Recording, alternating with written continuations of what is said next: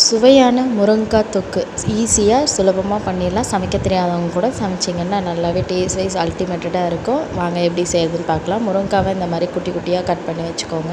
இடித்து வச்ச பூண்டு, ஜீரகம், காஞ்ச மிளகாய், கருவேப்பிலை, அதுக்கப்புறம் தக்காளியும் வெங்காயத்தையும் அரைச்சி வச்சுருக்கேன். பச்சை மிளகா ஒரு 2 எடுத்திருக்கேன். மஞ்சத்தூள், மிளகாத்தூள், மல்லித்தூள். வாங்க இதை எப்படி செய்கிறதுன்னு பார்க்கலாம். ஒரு கடாயில் எண்ணெயை ஊற்றிட்டு நல்லா முருங்கைக்காவை இந்த மாதிரி வெடித்து வந்ததுக்கப்புறம் 90% குக் ஆகிருக்கும். அது தனியாக எடுத்து வச்சுக்கோங்க. இப்போ அதே எண்ணெயில் சீரகம், ஹோல் ஸ்பைசஸ்லாம் எடுத்து வச்சுக்கிறதெல்லாம் போட்டுட்டு பெருங்காயத்தூள், வெங்காயம் நல்லா பச்சை வாசனை போனதுக்கப்புறம் அரைச்சி வச்சுருக்க தக்காளி பேஸ்ட்டு, கொஞ்சமாக தண்ணி ஊற்றிட்டு அது பச்சை வாசனை போனதுக்கப்புறம் தூள் ஐட்டம்ஸ்லாம் போட்டு கிண்டினதுக்கப்புறம் முருங்கைக்காவை போட்டு அதை நல்லா ஒரு 2 நிமிஷம் அப்படியே கிண்டிகிட்டே இருங்க ஸ்லிம்லேயே வச்சு.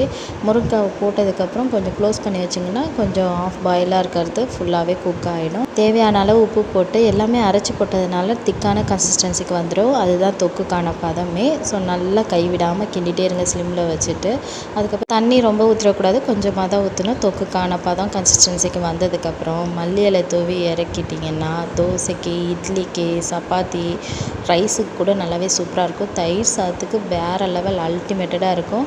இன்னொன்று சொல்கிறேன், மத்தியானமே செஞ்சிங்கன்னா மத்தியானமே சட்டி காலியாயிரும். ஏன்னா இந்த முருங்கைக்காய் தொக்கோட ஸ்பெஷல் அப்படி.